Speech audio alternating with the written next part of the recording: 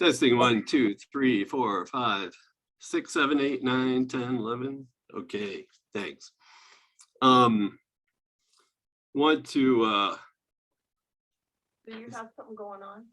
where did Stephen go? He just left. I show up and he leaves. Oh, here he comes. He was just messing around with me. I wanted to go over a few announcements first. So tomorrow, because we have a special immersion seminar on Saturday on the gifts of God, we won't be doing our normal class on the next 10 lessons in the second part of the workbook. So we have a special Friday class tomorrow at 10 a.m. on the next 10 lessons, the ones on the Holy Spirit. So Lynn and I will be doing that class at 10 a.m. tomorrow, if you can make it, 10 a.m. Mountain Time. And then for the next 4 weeks, we'll be finishing up this Forgiveness in Jesus. We've got 2 chapters and an epilogue to go. And, we'll just take our time and consistently go through each paragraph until we're done. And then on Thanksgiving Day, we won't have the normal 6 p.m. class, but we'll do a special 10 a.m. class in the morning on Thanksgiving, the lessons on gratitude. All this stuff is on the website. Otherwise, I'd never remember it. I never keep track. That's what a website's for. keep me knowing what's coming next. So all that stuff I just said is on a website. I wanted to briefly reinforce, review in our awareness that, and Lynn was talking about this earlier, and I think it's always important, since the title of the book is Forgiveness in Jesus, to realize forgiveness in the Course is never about forgiving our brother for what he did to us. It's not about forgiving our brother because he was a jerk. It's not about forgiving our brother because he did something terrible. It's not about, he somehow betrayed me, violated me. The reason we forgive, meaning we let go of believing that he could hurt me. We let go of believing that he actually could do something that would take away my peace. And all we're doing when we do that, when we believe that, is we're saying he's not the Son of God and neither am I. So the way to be truly helpful, which is the topic of Lynn's book, is always to remember the way to be truly helpful is to learn forgiveness, and especially to learn forgiveness, what forgiveness means in respect to the Course. Forgiveness takes place in the mind. It doesn't take place in the world between bodies. That's how we learn to be truly helpful, is we learn to forgive. First, we got to learn what forgiveness really is, and then we actually have to try it. Try it, you might like it. Try it, you might feel better. But that's the way we become truly practically helpful in any given situation, is to learn forgiveness and practice it. And, Jesus is not asking us to be crucified. He's not asking us to, stand in a food line and serve food to the poor.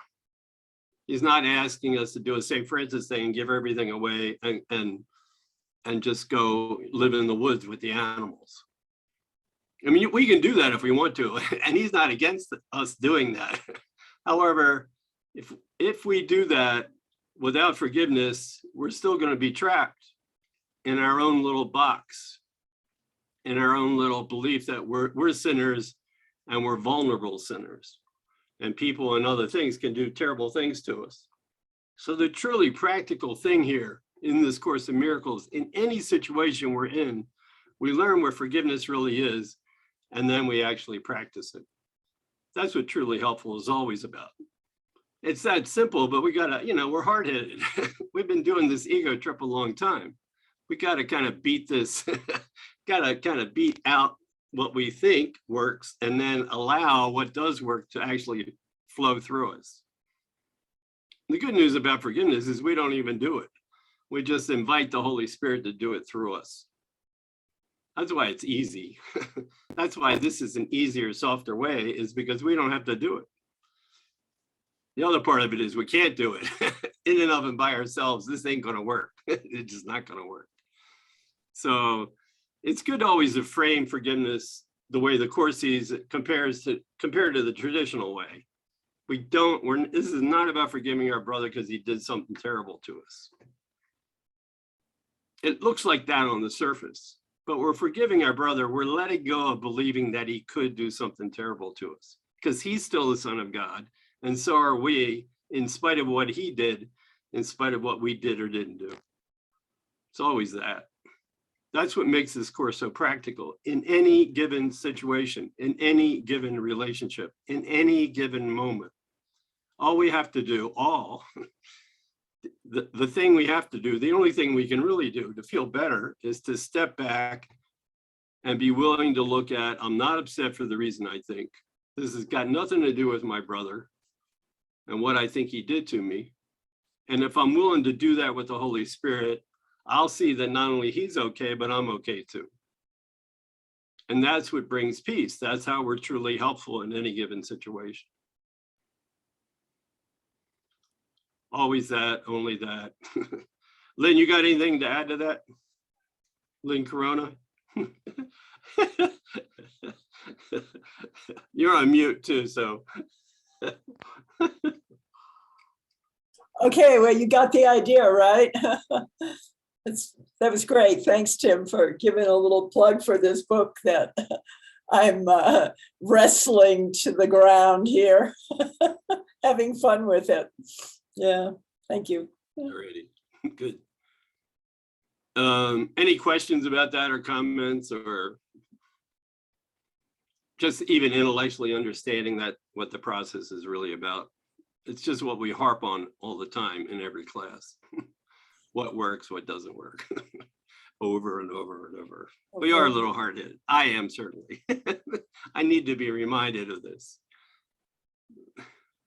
The other issue I want to bring up before we get into class, maybe we should meditate first, because then it might help with it. It's sort of a theological thing. And I'm not sure Ken thought this way when he was writing this book, but it's about the resurrection. I'll just bring it up now since I already started on it. So my understanding from everything I've heard Ken say, and certainly I've said this over the years, is that Jesus resurrected not on the third day after he supposedly died on the cross. This is not about bodies resurrecting. Ken's emphasis from, and I don't know if that's from Jesus' manifestation of, as a manifestation of the Holy Spirit, whatever seminar I've heard, and I think I've heard this more than a few times, is Jesus' resurrection took place almost immediately when the apple fell. when we stepped outside of heaven and we had the tiny mad idea of separation, Jesus was that part of us that resurrected from that idea. That's always been my understanding of the resurrection since I've started going to hear Ken way back in the early 90s. But I'm not sure when he wrote this book, when he's talking about resurrection, it seems to me he's talking about the bodily resurrection. And he seems to me he's talking about Jesus's death and resurrection as a body and the effect that had on the early, all throughout Christianity. So any comments on that, or any thoughts about that? Or have you seen in this book where he refers to the resurrection as Jesus resurrected way before he was in a body? And are you familiar with that idea, Maya? Well, I'm gonna harp, my new harp.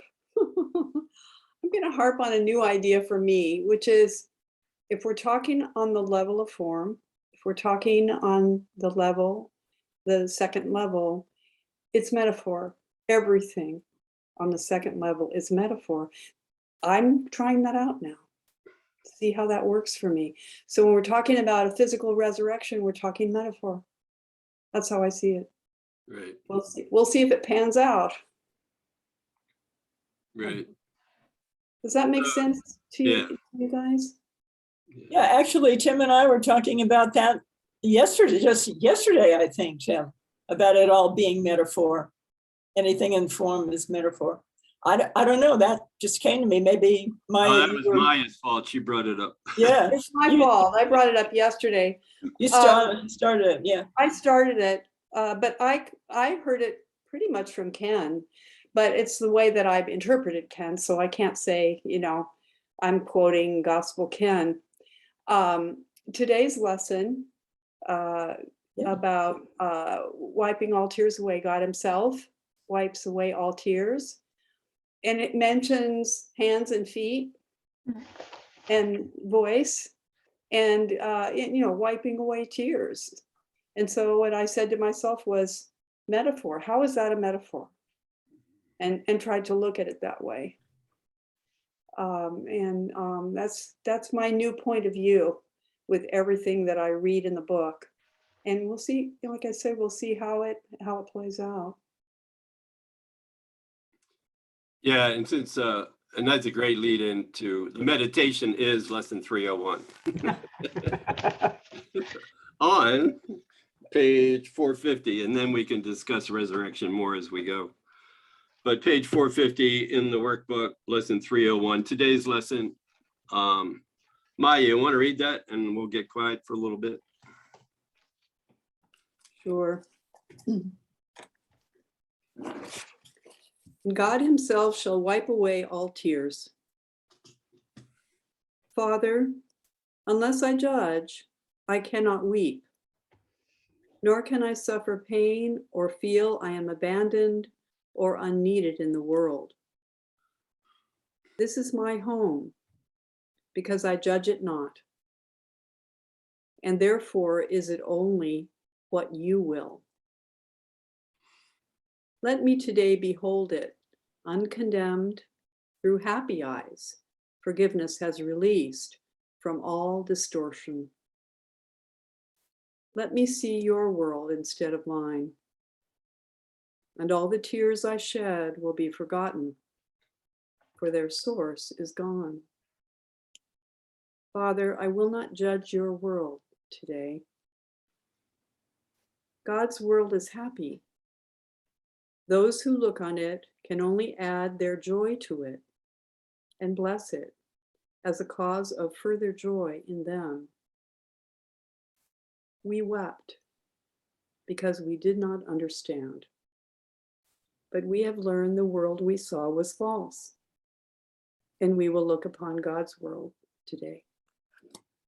Thanks. We'll get quiet for a little bit.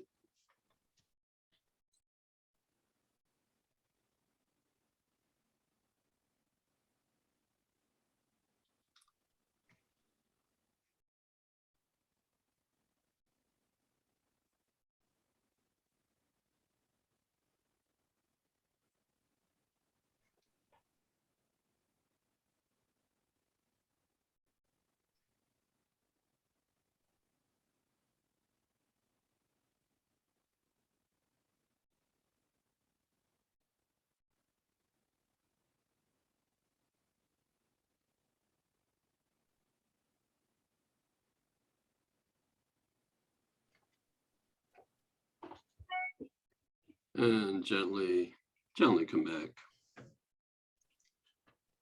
Tim, I want to apologize. There's no mention of hands and feet and speak in that lesson. I'm not sure what lesson I recently read that in. Does anybody know? There was a very recent lesson where it was saying that God needs our hands and feet and all that.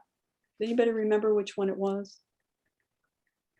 I remember the lesson, but I don't remember which one. Yeah.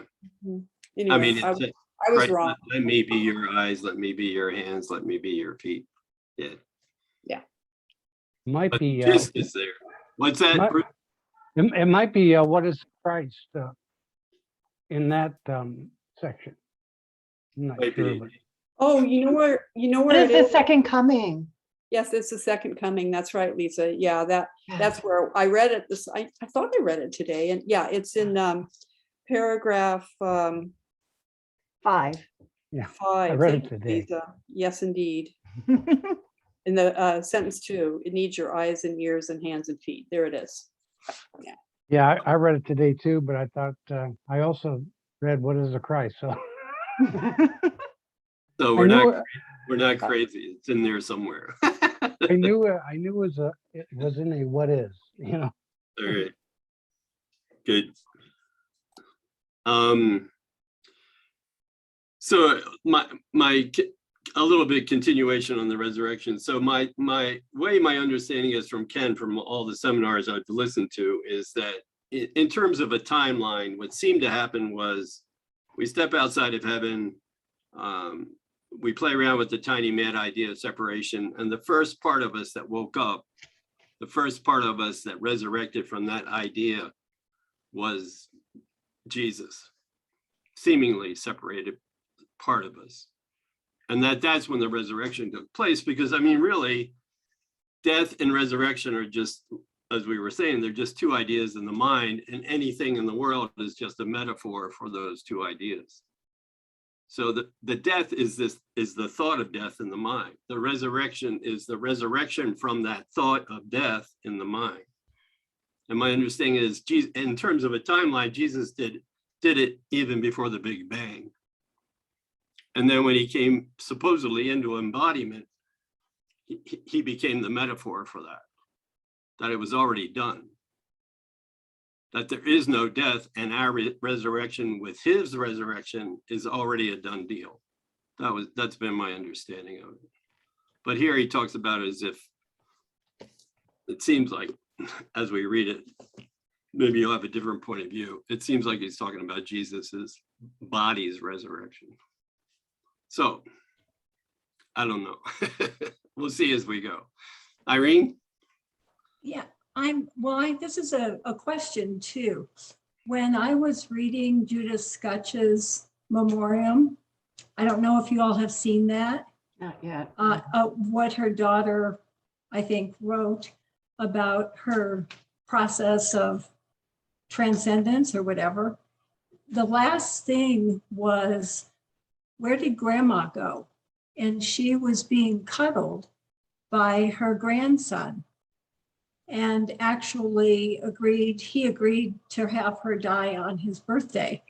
But where did grandma go speaks of a demonstration of resurrection. And that's a question. Right.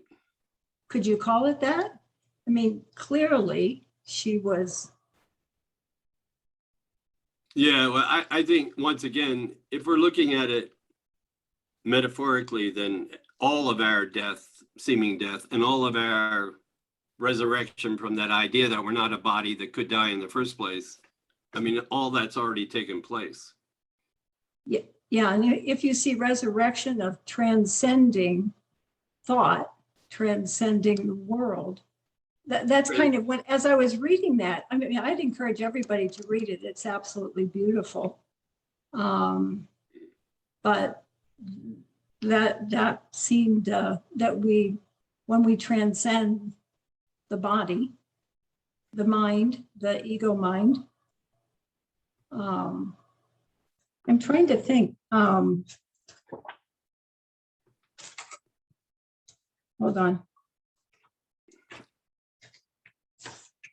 The resurrection, can I read the glossary? Sure. On resurrection, the awakening from the dream of death, the total change in mind that transcends the ego and its perceptions of the world. The body and death, allowing us to identify completely with our true self, also refers to the resurrection of Jesus. So, I don't know, but I would just say, kind of take a look at it, and I'm just curious if that, could be considered a demonstration that we don't usually have report of, if you will. So yeah, and certainly what you read, the first part of that definition of resurrection, all that stuff's taking place in the mind. I mean, he uses Exactly. that phrase, it's the dream of death in the mind. Exactly. Then Yeah. the metaphor is Jesus's resurrection from the dead. Yeah. Yeah. And the inference is that grandma is gone. Grandma is no more.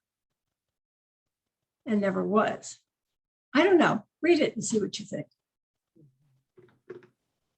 Yeah, I don't know. I haven't read it, so I don't know. Yeah. Yeah. We'll It doesn't see. look like people have read it. That, yeah. Yeah. Sounds like a sweet story, though. It's Lynn? very, I think, Well, I encourage, yeah. I would think the at any point the body ceases to seem to be the resurrection. Well, that's what I think was referring to, that she was where did grandma go? She didn't exist. Right. We don't exist. Mhm. Yeah. I don't know. I hope I'm not stirring up something here. Well, no more than usual. Lisa, then I think Stephen, I'm not sure. This was part of my research when I was doing my Jesus class that I never got to in the class. But I was reading in chapter 6, the message of the crucifixion. And in it, he talks about, I mean, and I definitely agree that the resurrection is a metaphor, but he actually does talk about the crucifixion as if it had actually happened within the illusion, and he kind of debunks a few things that were said in the Bible and stuff. But I just wanted to bring that to your attention. Yeah. Chapter 6. And I think it's in the beginning of Journey Through the Workbook or the manual, one of those two. The way Ken deals with that, he says, because Helen believed that happened. So I he mean, just agreed to put it in there? Yeah, right, exactly. I Yeah. mean, he presented the story as if it actually happened, and then he reinterpreted it. Yeah, exactly. But he did talk about it like, Yeah, but no more than your story is made up and my story is made up and Jesus's story is made, everybody's story is made up. right. So, I mean, once you get to that point, it's like not a big deal whether it actually happened or not, Right. because they're all metaphors. So that's also a metaphor. too. Yeah, right. Okay. Thank you. Our story, my story, your story, Jesus's story, they're all metaphors. Symbolic of what's really going on in the mind. And once we can be okay with that, I think there's a huge shift in what's going to make us crazy and what isn't. Yeah. Stephen? Yes, a couple of things with Wapnick and the way he viewed it in this writing in this book, and the way he viewed it more toward further along in his career. He evolved just like we do. When we got to the chart in this book, it was so different from the chart that we know, and one of the reasons I really like going through this book is it shows to us how he was kind of like us, he like kind of way above us and just, but he evolved. That's the first thing. Second thing is, I don't think just my understanding, and this is all from abstraction, I don't think you can sequence any of this. The Course says always has no direction. What does that mean? And always has no, well, what it said to me is there's no sequencing. Everything is happening at once. How are you gonna put Jesus before the Big Bang when it happened at the same time? And everything happening at once, good luck understanding that and trying to put things in sequence. But there seems to be a certainty for me in the way I see this is we just can't do that, because everything in here, we got the brain and it's finite, and everything is here is magic, and everything here is an idol, and everything here is a metaphor. There are a bunch of those. Everything here is nothing. And when you get to the nothing part, you can, I go, oh yeah, that's right. Nothing happened. So yeah, I like what you're doing, because that's my favorite thing to do. But every time I start doing that, I'm an ego. because, it's out of my hands and I just start looking at it and asking for help. Thank you. Got it. Yeah, I was trying to say all that stuff, but that sounded good. So there. Let's read. Now that we're meditated up and intellectually confused enough, and I lost one poor lady already, so let's read. So I'm on in my book, page 283. This is actually the introduction to this last part in Jesus and Forgiveness. And I got chocolate on my page. Oops. I'm going to hell. So this is the introduction to the last part. And the last part, part 4, is all about Jesus, and especially the way we do or don't have a relationship with him. And he says the preceding chapters discuss Jesus from the historical perspective of his teachings on forgiveness and the example of his own life 2,000 years ago.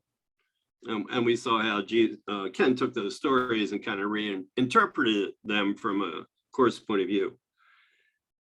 The story, however, does not stop there, for the resurrection did not complete his function.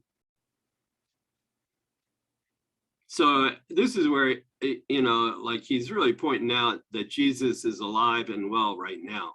And certainly we feel that in this community. I mean, it's been occurring to me over probably the past 2 years that, we've come to a place in our community where most of us are practicing the course more than we're not. I mean, we passed that threshold.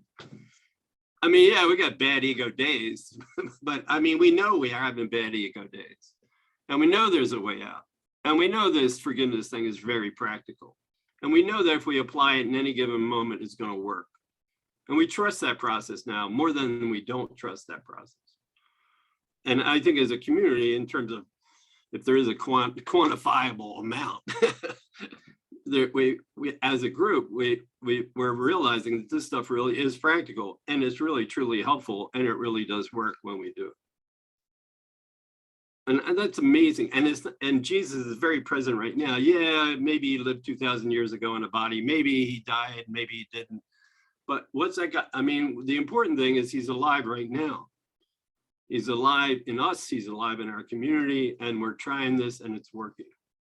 And that's what I think he's saying here. Jesus' risen life is as much present to us today as it was to the disciples who first experienced him in the period following his death. The present phase in Jesus' role as God's messenger is as the one who, having overcome death and sin, now reaches back to help us now complete the same process of ego transcendent he completed. The offering of complete forgiveness, which restores to our awareness our true identity in God. This is the Jesus who lives today. This is the Jesus who lives in us. This is the Jesus who lives in our community. And I think for most of it, it's become very, very palpable. More real than real, whatever real seems to be. And who, in recalling to mind the unbroken reality of the kingdom within us, remains our ever-present teacher. This is going on now. It's a live, living process. So this part of the book, part 4, is divided into 2 chapters. In the first, we consider the person in whom we are to place our faith and trust, answering the question, who is this Jesus? We then examine some of the obstacles to placing our trust in him, answering the question, why must we forgive him? In the second chapter, we discuss what it means to believe in Jesus and have a personal relationship with him, answering the question, do we really need him? So all this is going to play out over these next 2 chapters, over these next 3 or 4 weeks or so. We'll look at these questions, we'll talk about them, we'll see what it feels like. We'll talk about our own personal experiences in doing this stuff. and how it's working and why we keep coming back.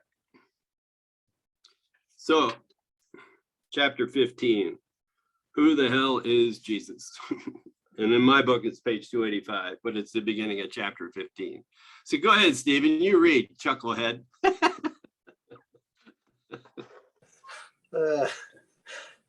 Okay. Chapter 15, our special relationship with Jesus. Who is Jesus?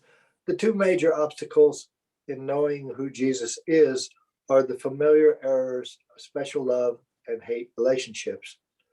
The first of these we discuss in this section.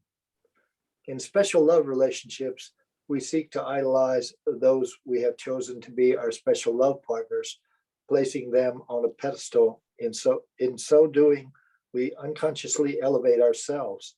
How much better we must be if we are in association with one who is so special, and how much more special do we become when on the base of the pedestal is written the words, God's only forgotten Son. On a deeper level, we are also devaluing ourselves. In the language of traditional Christianity, Jesus was exclusively identified with Christ, the second person of the Trinity. He is God's only Son, while we are merely the adopted sons. St. Paul gave this teaching its clearest expression. When the appointed time came, God sent his Son, born of a woman, born a subject of the law, to redeem the subjects of the law and to enable us to be adopted as sons. God determined that we should become his adopted sons through Jesus Christ for his own kind purposes. I'll read one more. It doesn't sound very kind when you put it that way, but go ahead. Okie dokie. By elevating Jesus to a position equal to God, Christians negated his single most contribution, that what he did, we also could do. Denying his equality with us denies our using him as our model for learning. Having been born divine, Jesus has a head start or unfair advantage, as it were.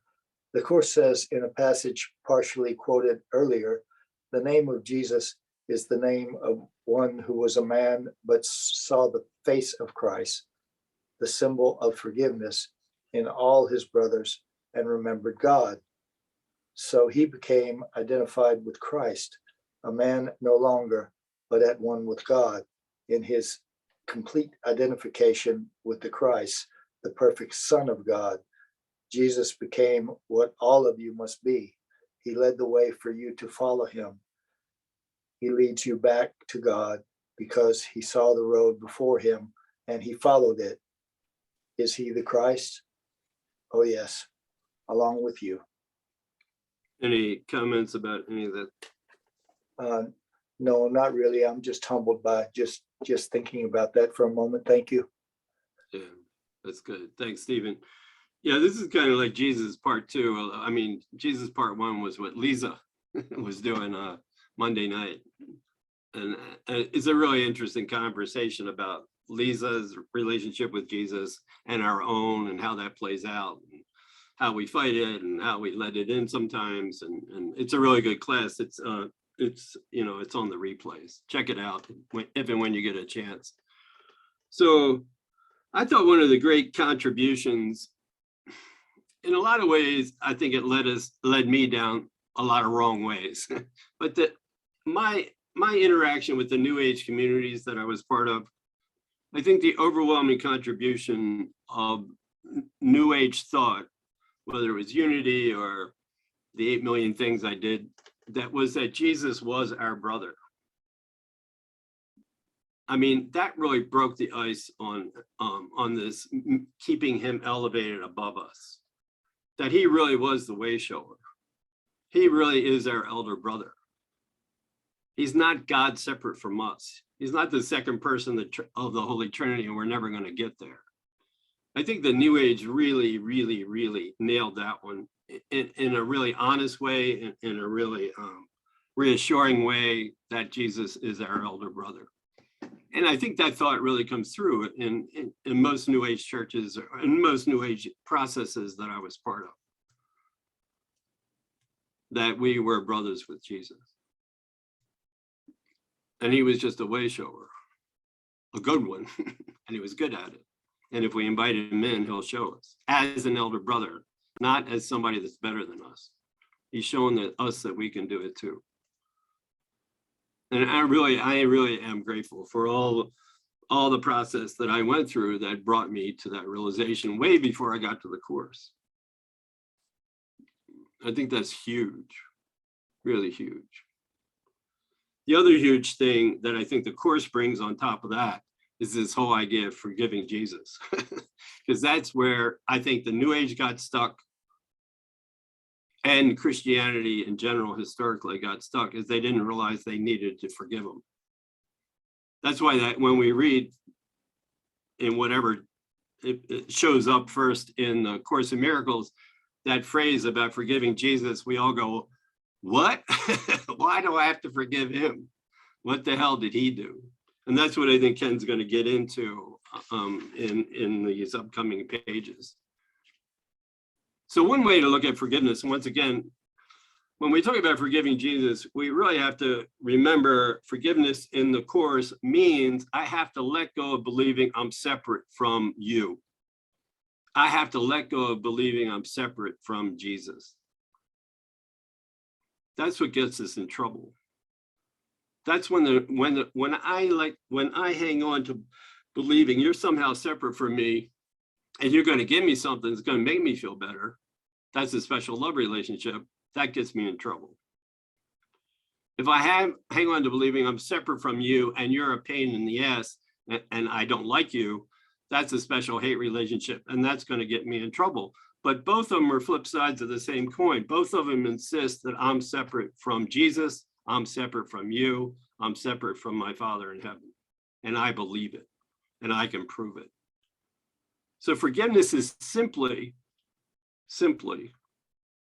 letting go of believing with Jesus's help and with the Holy Spirit's help that I'm separate from him, I'm separate from you, and I'm separate from my true self. Forgiveness is not about forgiving Jesus for something he did, because that's our first thing. First question I had when I saw that thing about forgiving Jesus is, what the hell did he do that I need to forgive him for? Well, the point is he didn't do anything. The point is my brother didn't do anything either that could actually affect my peace of mind. And as long as I maintain this belief in separation from Jesus and from you and from my true self, I'm going to have this hierarchy of craziness, and I'm going to try to make it real. And I'm going to be pointing the finger at somebody all the time because I don't want to take responsibility for that. So special love, special hate are flip sides of the same coin. If you're not that familiar with it, hang in there, you'll get it eventually. At first, it just sounds like an intellectual concept, but after a while, you realize it's just that we're hanging on to this belief that I'm actually separate from God, from Jesus, and from myself, and from my brother. And I'm hell-bent on proving it in all my judgments. So, yeah, just sit with that. If that's not working for you right now, just hang on to it. And as we read, I think it'll become clear. Sylvia, you want to read some? You okay, Sylvia? You got to look. You doing all right? No, it's Okay. great. Okay. I was just thinking that's such a great reminder. Such a great reminder. It's great to be here today. Alrighty. Good to have you. All right. Thank you. Jesus, thus, is the one who first completed his atonement path. He began with us, believing in the reality of the separated world of the ego. Now, having learned his lessons perfectly and completely, he reaches back to help us walk forgiveness's path as he did. I'm getting quite emotional here. It really touched me when you were talking. And I do believe that that's true. Somewhere inside of me, I do believe that is true. In the Course, he asks what we think of him as an older brother. entitled to respect for his greater experience and obedience for his greater wisdom, to love because he is a brother, and to devotion. But he does not ask for awe. Equals should not be in awe of one another, because awe implies inequality. It is therefore an inappropriate reaction to me. Emphasizing his equality with us, Jesus adds, "There is nothing about me that you cannot attain. I have nothing that does not come from God. The difference between us now is that I have nothing else." That's good. Thanks. Sylvia, any comments? I'm just really touched. Yeah. Thank you. Yeah, thanks. Yeah, we feel it. Thank you. Yeah, good. Dave Van Dyke, you want to read some, please?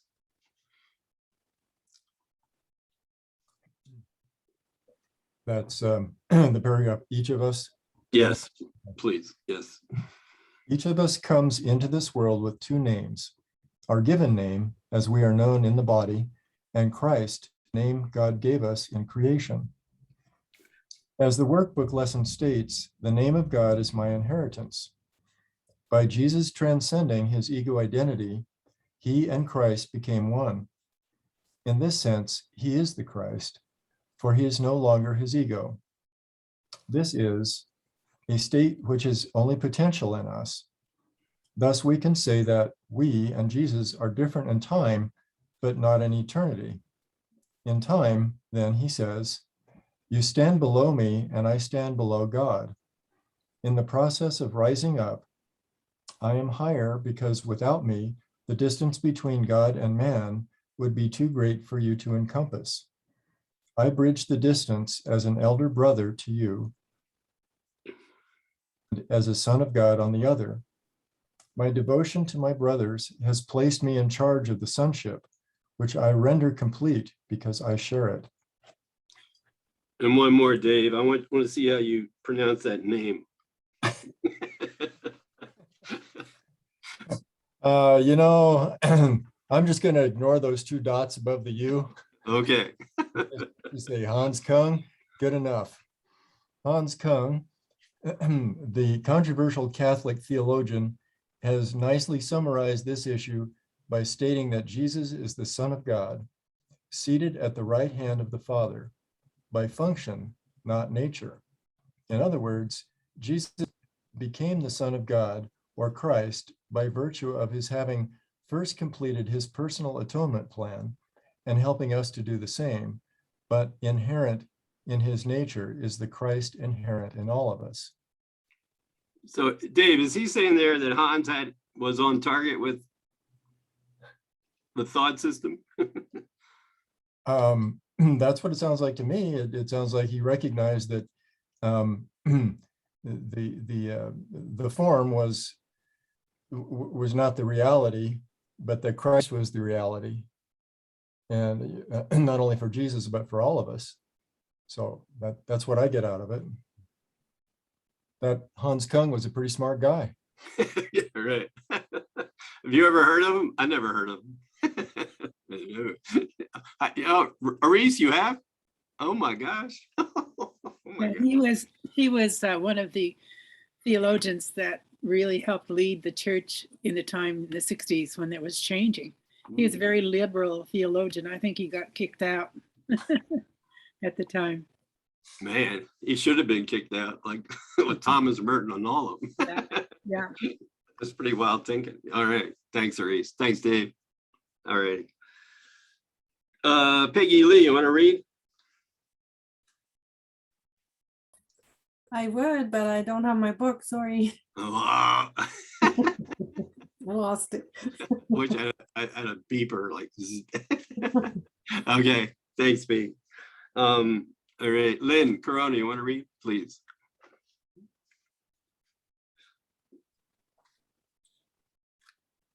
How did this Christological error occur?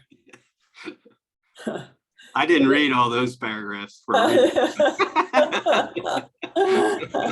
I saw it coming up. I got ready.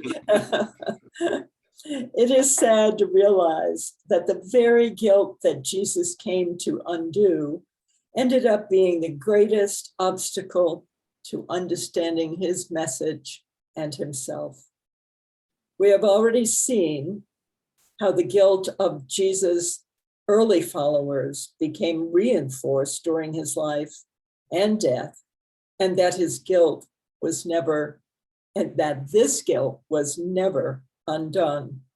It led almost immediately to their misunderstanding of the crucifixion discussed in chapter 9, which merely strengthened the disciples' own guilt.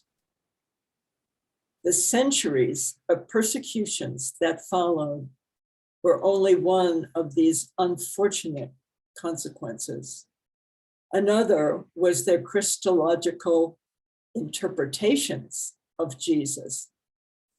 Their guilt not only demanded that they be punished, but also demanded that they be inferior. They could not be like Jesus because their guilt would not let them believe that they too were God's beloved sons. Thus, one of the cornerstones of Jesus' message became lost, necessitating this reiteration in the course, as well as repetition in this book. When you are afraid, be still and know that God is real and you are his beloved son in whom he is well pleased. The best disciples could do was Paul's concept of adopted sons. Any comments, Lynn? No, just tragic mistake, to have not understood that message and still having difficulty understanding it. Yeah, that line where he says, more than implying that whenever we are afraid, it's just because we're not letting Jesus love us in this moment. Right. I mean, we think we're afraid of, I've lost my job, I've got COVID, my loved ones are sick. We get scared about all kinds of things. No, whenever you're afraid, the remedy is be still and let God love you. Be still and stop judging the hell out of your brother and let Jesus in for a minute.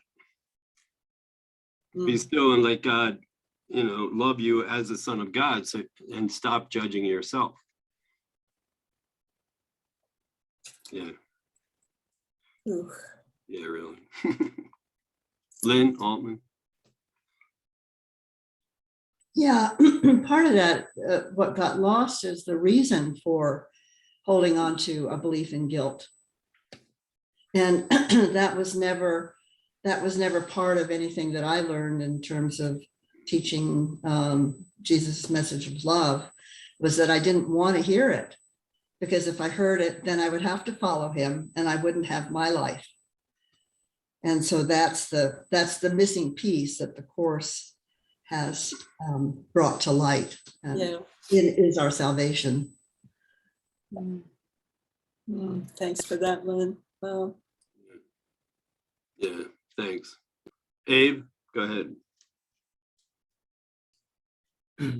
The sentence here that says, talks about the disciples, it says they could not be like Jesus because their guilt would not let them believe that they too were God's beloved sons. I can really relate to that, especially with regards to the question of why would I need to forgive Jesus? And in my case, the answer is that I think that I did something to Jesus.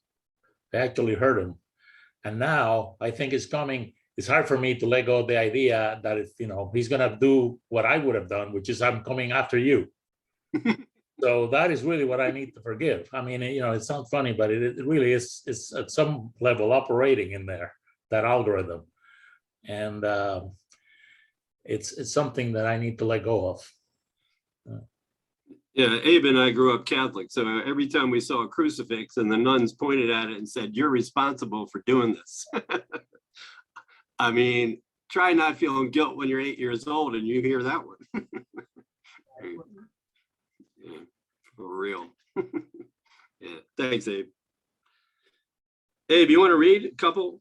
Finish up that section, please. Okay. Thus, the very separation that was Jesus' mission to undo became built into the perception of him.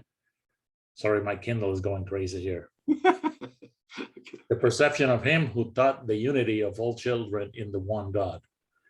In the words of the Orwellian nightmare world of Animal Farm, all men are equal, but some are more equal than others.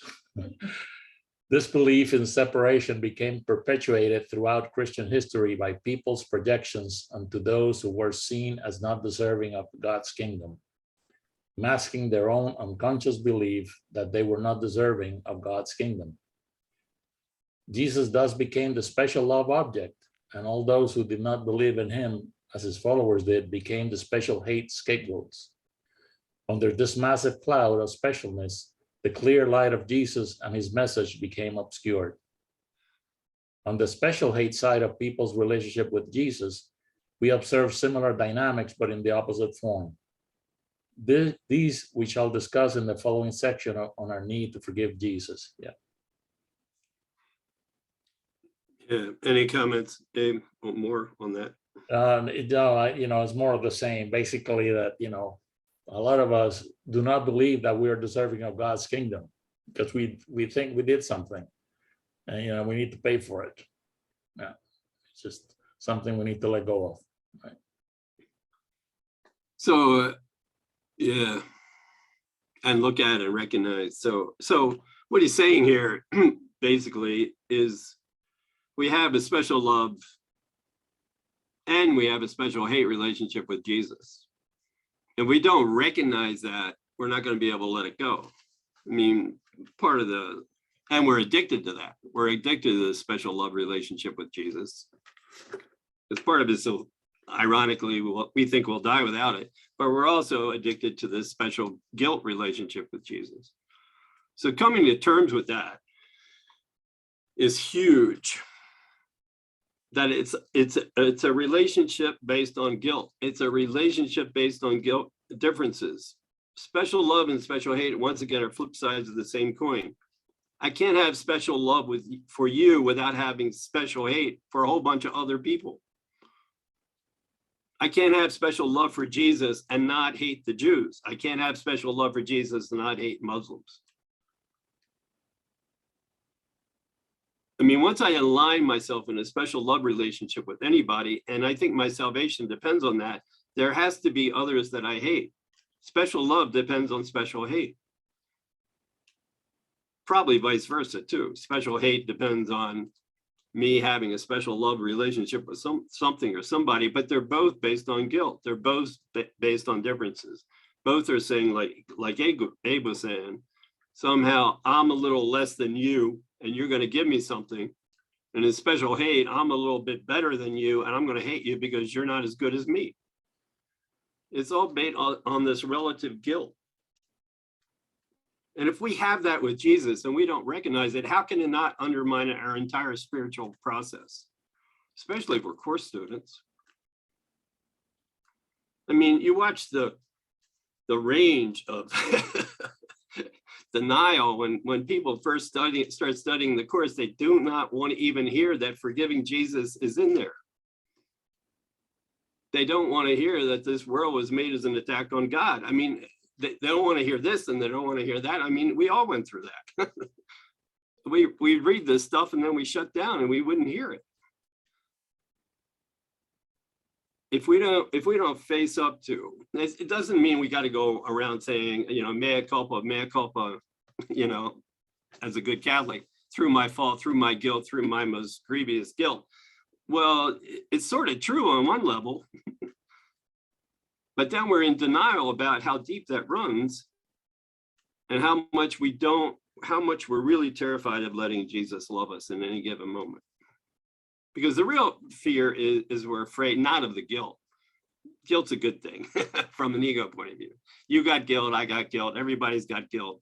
Ego's often running with that.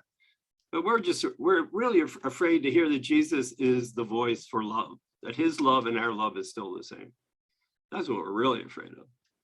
Doesn't feel like that, doesn't seem like that. It seems like we're chasing love in all the wrong places.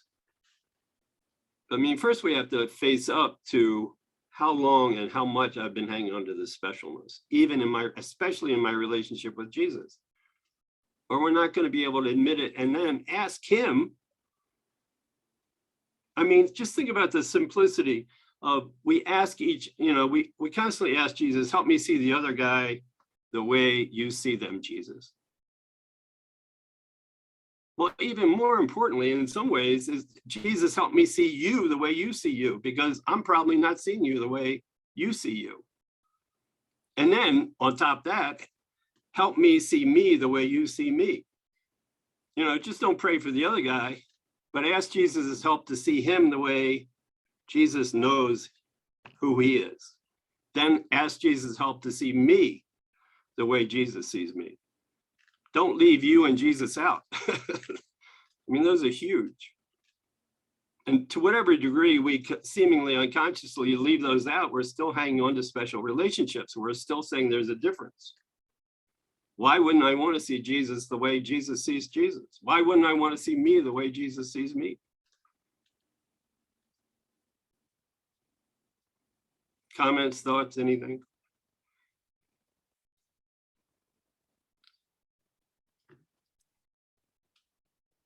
Maya? Yeah, I wanted to add about special love and special hate partners, that two heads on the same coin. So special love with someone, you have special hate with them as well.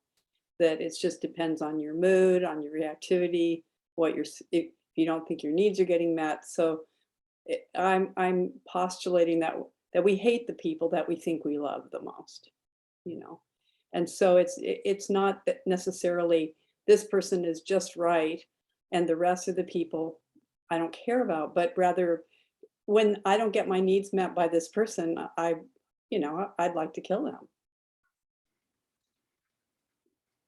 Yeah. And that's the biggest setup of all. I mean, Jesus even says special love is the ego's best defense against love, against real love. Because we can't wait for the other guy to let us down, then we can really hate him. I mean, it's such a huge self-trap. It's amazing how we do it and believe it. Yeah. Thanks, Maya. Lynn Altman. Yeah, I'm just really aware right now of how much I have needed to keep Jesus far, far away, first on a pedestal, then as being angry because he set things up so that I would bear the guilt for what happened to him. So both those things are operating, but I'm just really aware right now that the reason for that I'm afraid of his love, Holy Spirit's love, God's love, is because it really is the dissolution of my personal identity. And so I have to, it's like I'm actively on a mission to find all the reasons why I object to him and his course and the ideas and so forth, or why I have to, it's like I have to be on a murderous rampage all the time in order to protect this individual identity. I mean, it's just, it's shocking on the one hand, it makes me sort of shake inside. On the other hand, I feel so close to realizing that the cost of doing that in order to protect this identity. It's like, I've had this lovely thing, if Jesus were to walk by and ask me to follow him, I would just follow him like hell I would. And that's the real honesty that, Ken has just been so kind of brutal in all of his commentary. Jesus is pretty brutal. Ken really doubles down. And I need that because I'm doubling down all the time on pretending that I'm, being open and honest and accepting, and I want the atonement and so forth. Meanwhile, back at the ranch, I'm doing everything I can to deny what I am. And it just feels so, it's like such a relief. Instead of hiding that that desire and need and want to be individual, to stop hiding that behind the guilt. It's just, I mean, it's just like yesterday I had this experience. I was watching TV, something innocuous, and I just felt this welling up of feeling guilty. It was, and I thought, I can't do this. I cannot keep on looking at it. But I just sat there in the chair and I just thought, okay, I'm just going to ask to sit here with this. And it came up, flooded up and out, and then it was gone. It was like I was able to, you know, it didn't kill me. I didn't have to bury it down again. You know, it's like, gosh, I mean, just to learn that it is nothing. Jesus keeps saying it's nothing, but I don't believe it's nothing.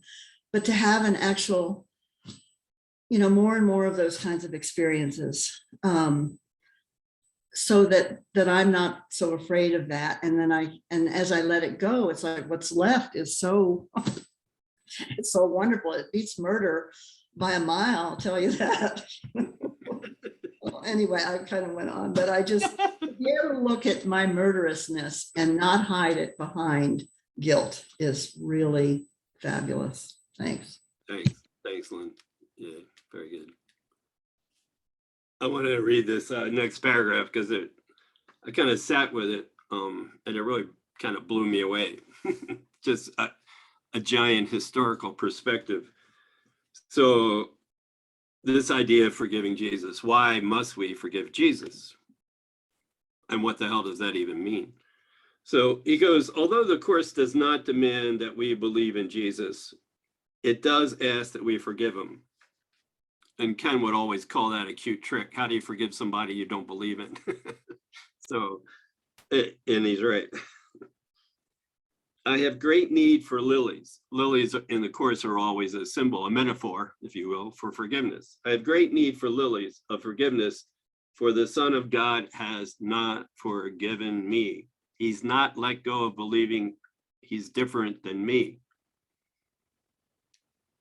How much do we hang on to the thought that Jesus is different from us?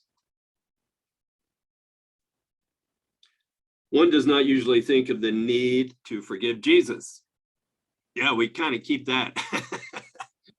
like that, things start getting really foggy when you think about, well, why do I have to forgive him? What does that even mean? I mean, and things just fog up. It's like when you turn your car on in the morning and your windshield fogs. It's like immediate fogging of the issue. So one does not usually think of the need to forgive Jesus. That's an understatement. And for many, especially Christians who have devoted their lives and hearts to him, and I would imagine all of us here have grown up in some kind of Christian or Catholic environment. Most of us anyway. Peggy didn't, but she's in Canada. And Canadians do it different up there.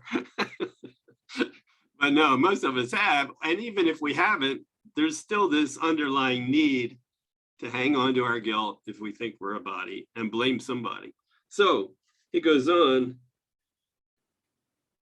yet there is probably no more, and this is the line that got me, it is probably no more widespread and serious impediment, obstruction to all of us growing up in a Christian or Catholic environment than of the Western world than the unforgiveness of the one who came to help us. This is where I think most Christians get stuck. They don't see, they don't realize they're hanging on to guilt, and the way it manifests is they believe they're different than Jesus. That's what guilt does. It says, I'm different than you. And I can't let that go because my whole identity is invested in that. In me being separate and different than Jesus. It's where, and that was the message he came to bring. I'm not different than you. And then what did we do? We made him God. We totally made him a second person of the Trinity, and we made him different than us. The very message he brought 2,000 years ago is the message he's bringing now in the Course. He's not different than us. We need to let go, forgive that belief that he's different. And we need to face up to, any given moment that I'm not feeling loved, I'm insisting there's differences. And those differences make a difference, and they're all based on this guilt thing, the guilt factor. Understanding, he goes on, understanding the dynamics of the ego helps us to make sense of this otherwise incomprehensible situation. We can see we actually have to forgive Jesus on two levels. For what he's not. He's not God, meaning he's only God. I mean, we're all equally the Son of God. We made an idol of him and we said he's the only Son of God. And then worse, the deeper level is for who he truly is. He's love, like we all are love, and we don't want to accept that. So part of accepting Jesus being the same as us is we allow him to love us in this moment. And he won't. Obviously, he couldn't love us if we were different from him. He loves us because we're the same. And we can actually experience that. We can actually let that in. Anything about that?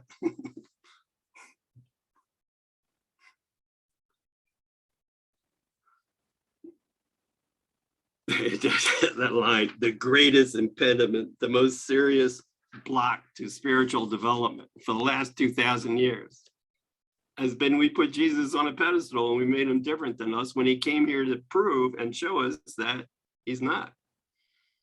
And then he has to write this book 2,000 years later that says we're still the same.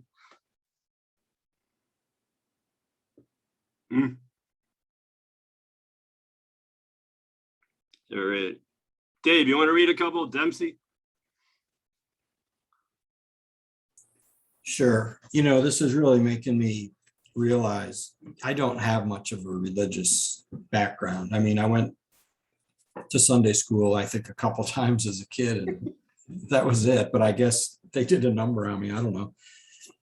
But I think what's really coming to light more than anything through all of this is how often I invite Jesus in, but then I don't let him in.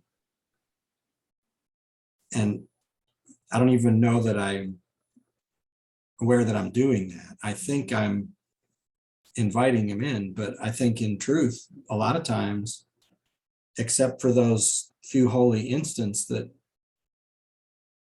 I've had, that those were the times I've truly let him in. And every other time has just been, I'm kidding myself, fooling myself, thinking that I am, but I'm not. Somehow at an unconscious level, I guess. But anyway, there has not been more powerful symbol of love and hate in the Western world than Jesus. We have discussed the special love relationship with Jesus from a point of view of the disciples, chapter 6, and of the Christian world in the preceding section. In the former, we saw the disciples need to project onto Jesus their own magical hopes for salvation, which 2,000 years of discipline could also identify with. Jesus will do it for us. And their inevitable letdown when these hopes were not realized in the form they expected. In the latter, our need to have Jesus be special and different from everyone else led to idolizing him to the point of making him God. In the introduction to this book, we commented briefly on the bitter idols that have been made out of him. Our discussion of the misunderstandings of the crucifixion would explain the ego dynamics behind such projections, laying bare the reasons behind our special hate relationship with him. In this section, we'll explore its forms in more depth.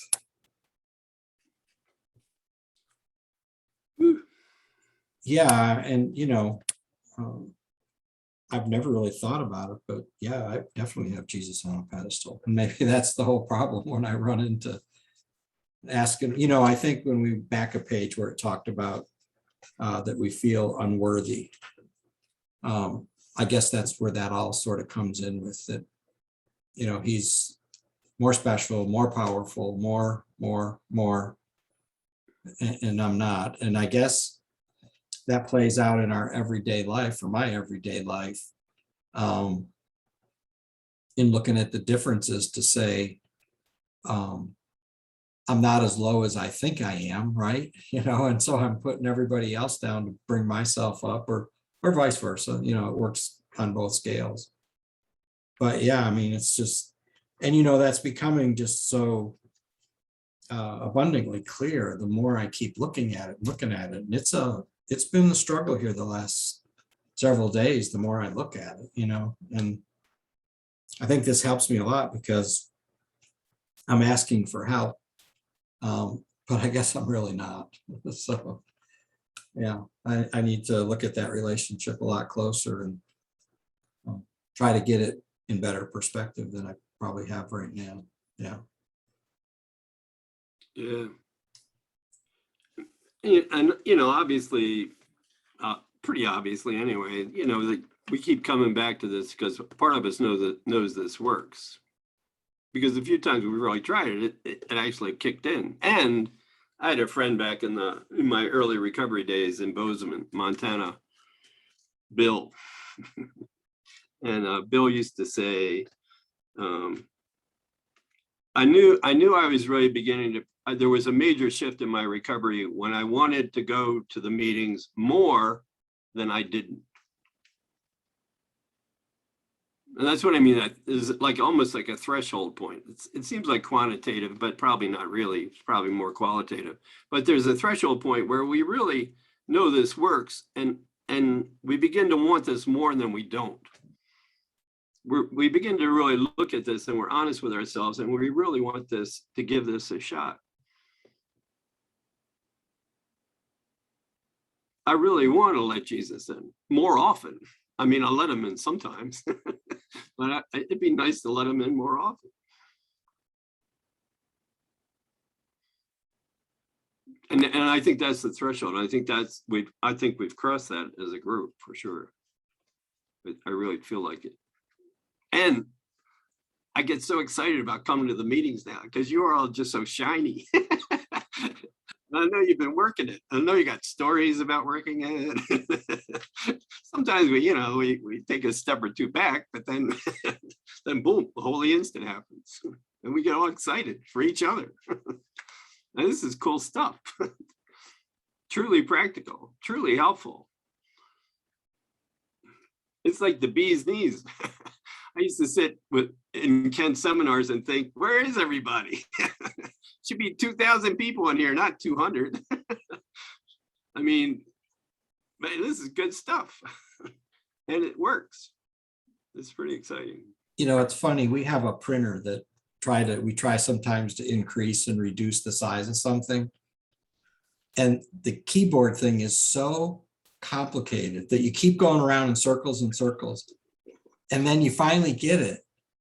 And you can't remember how you did it. You try it again. It's like I've made so many keystrokes that I can't remember. And sometimes I feel how this all is. It's like I've made it so complicated that I can't. I put so many keystrokes in there that I can't remember the order that they go in, and you get exasperated. So yeah. Don't make Jesus into a keypad. I push this button, this will work. It's not working, Jesus. Yeah, that's good. Thanks, Dave. Lisa, you want to read, please?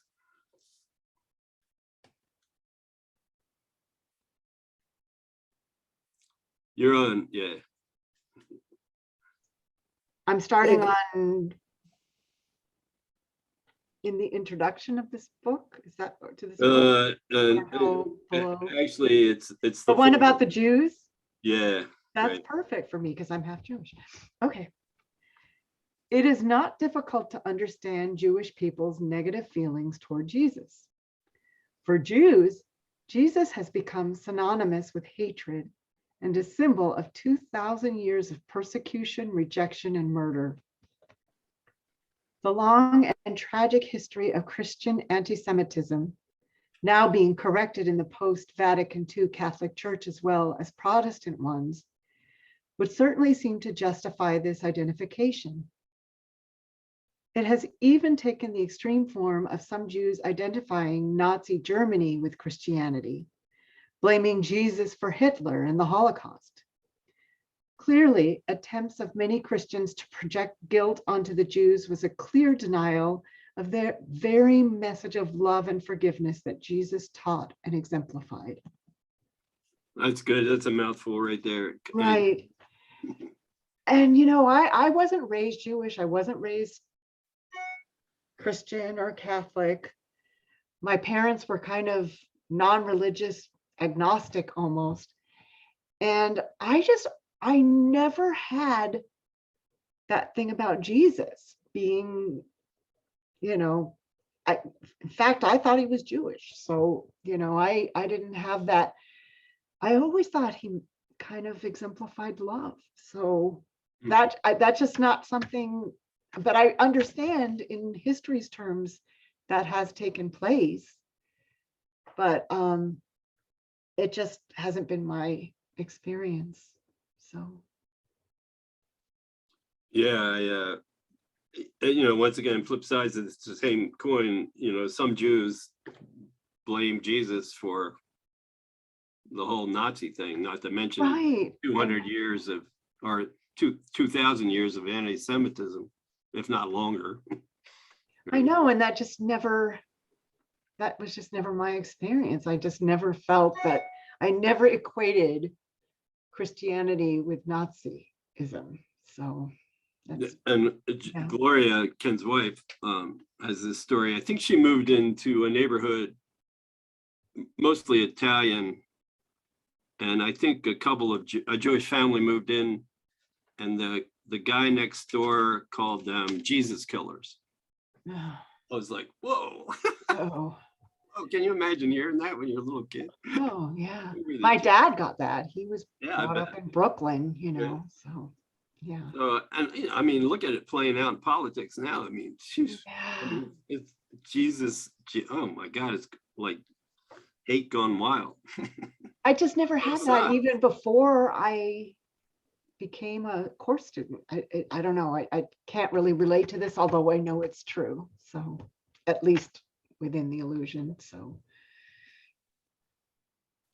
Yeah. So, you know, I mean, even if we don't do it politically and we just don't listen to news, I mean, if I'm in ego mode, it has to play out. There's got to be a bad guy out there. Yeah. If I'm having special love, I got to have special hate. If I'm having special hate, I will have special love. I'll identify with something I think is making me feel better. Yeah. Thanks, Lisa. Stephen? Yeah, a couple things really quickly. I just looked it up to make sure. Hitler was a Roman Catholic, and so were most of his henchmen. And the second thing is Dave Van Dyke had something, and I was interested in hearing what he had to say. Thank you. Yeah, what I was going to say, thanks for telling on me, Stephen. That was 10 minutes ago, man. I don't even remember what I was going to say. Anyway, I think what I was going to say was I relate to the Holy Spirit more easily than I seem to relate to Jesus.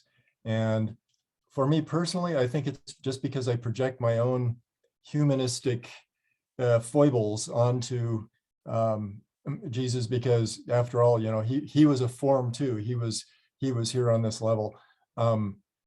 So I've always just kind of had more of an affinity to the abstract, to the Holy Spirit. So I assume that you're not saying that we need a specific relationship with Jesus in order to make this all work. You want to comment about that? Yeah, that's a good question. I kind of remember Ken saying something like that, that we need to forgive him, you know, whether we still go run into the Holy Spirit or not. You know, I mean, if there's something I'm hanging on to about form here, it's still something I'm hanging on to, yeah. Whether it's Jesus's form or anybody's form. Yeah.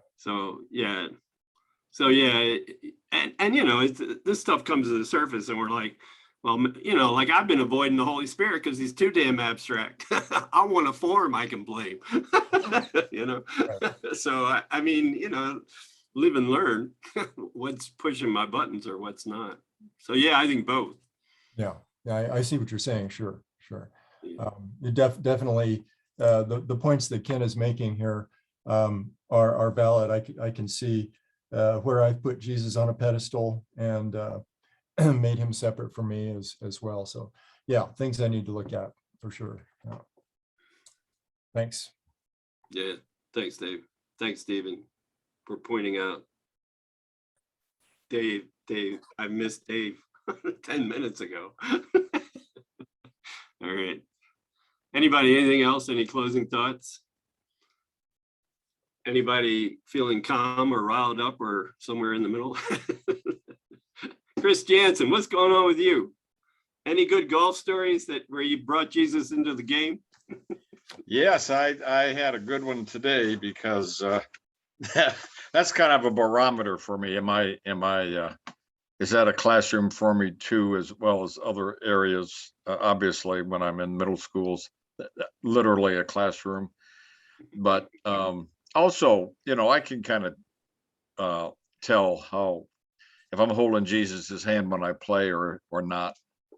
So also, I pick up tidbits besides just being really nice being with you guys in this group of little things that people say, and Lynn Corona's one about, and I kind of wanted a little clarification on it in the morning when I wake up, just lying there. And I think you talked about just lying there and not and kind of melding into the cosmos, not thinking about yourself, not meditating necessarily, but what do you do for and I love doing it. I mean, I felt I did that today and I did that yesterday some, and it's like not being awake and kind of waking up, but it's just a beautiful little experience lying there, and there's no words or anything. But is that what you were saying? Just lie there and, That's it. don't Do even nothing. think of yourself Do as a body. nothing. I know we're in bodies and all that, but Take no shape, take no form, do nothing. yes. Yeah, just be, and keep coming back to that state of just pure being. Yeah. But definitely while you're lying there and doing nothing, you should feel very guilty, right?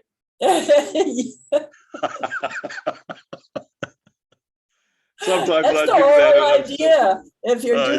If you're doing nothing, you can't be guilty, you know? I don't know how you guys do that. I can't just be, I gotta pee. I mean, I can't lay Well, I there. go back after I do that. Oh, lie down. yeah. I mean, that doesn't get in the way. It's Well, that still doesn't back. Yeah. So thank you for that. Oh, yeah. Thanks, Chris. I'm glad you're enjoying it. Yeah.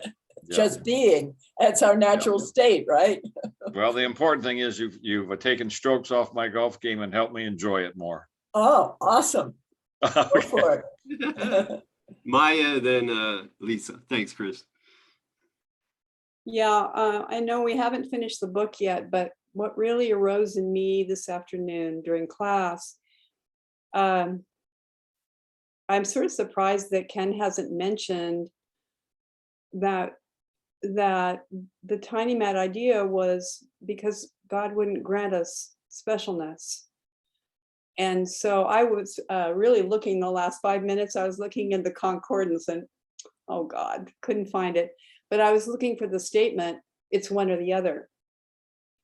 And Ken, you know how many times Ken has said that in his talks, right? It's one or the other. It's either you or me.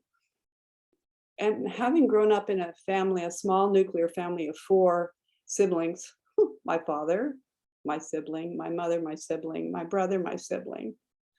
We were all siblings in my family. And it was a battleground. It was one or the other constantly. And it took me until my mid-30s to realize that we were all in competition with each other. But it's the perfect segue to looking at ego and seeing how God wouldn't grant us our specialness. Jesus wouldn't grant us our specialness. We have lots of reasons to hate and fear God and Jesus. I mean, from an ego perspective, of course. So I just wanted to mention that. It's like, you know, Jesus on that level's got to be the envied one, the one we envy and wish we could have his place on the throne. But then heck, let's go for it. Let's try to replace God, which is right. That's what the tiny mad idea was about. So that one or the other just really, whew, big neon lights just lit up in my mind. Yeah, that's good. And it goes back to what Stephen was saying. It's interesting to see how Ken approached this and what he chose to accentuate as he was developing his process. Because one or the other became such a standard mantra, I got sick of him saying it. It was like every other line was one or the other, one or the other. But certainly, you're right. In the early days, you know, he had a different way of vocalizing, of putting into words what he was going through and what he was learning and what he was trying to teach. Yeah, right. Yeah. Thanks, Maya. Lisa? I keep finding places and things that I wanted to share and just ran out of time on Monday. So I wanted to read this because I think it applies to what Dave was talking about. And is this in the course you're reading? It's in the clarification of terms. And can we use it as a closing meditation too? I'll be quick. It's just I don't know if it's a closing meditation. No, okay. If not, Yeah. then we'll discuss. Yeah. That's fine. It's just something, paragraph 6, in the clarification of terms for Jesus Christ. Is he God's only helper? No, indeed. For Christ takes many forms with different names until their oneness can be recognized. But Jesus is for you the bearer of Christ's single message of the love of God. You need no other. It is possible to read his words and benefit from them without accepting him into your life. Yet he would help you yet a little more if you will share your pains and joys with him and leave them both to find the peace of God. Yet still, it is his lesson most of all that he would have you learn. It is this: there is no death because the Son of God is like his Father. Nothing you do can change eternal love. Forget your dreams of sin and guilt and come with me instead to share the resurrection of God's Son, and bring with you all those whom he has sent to you to care for as I care for you. So anyway, I just felt the need to share that because I didn't get to share it Monday. So anyway, thanks. Oh, I think that's a perfect closing. Do you? Okay. Oh, yeah. Thank you. Thanks. So we'll meet again tomorrow. Anything you didn't get a chance to say tonight, come back tomorrow. I'll have more. We'll all have more. More. In this case, more is good. Yeah. And I'm sure Javier will have something to say tomorrow morning if she can make it. She's got to sleep on this stuff now. Yeah. Thanks, everybody. Love you all. Thank you, everybody. Thank you, Tim. Thank Peace, you everybody. so much. Thank you, everybody. Bye. Thank you. Hi, Sylvia. Bye. Good to be here. Yeah, it's good to see you. Thank you. Thank you all.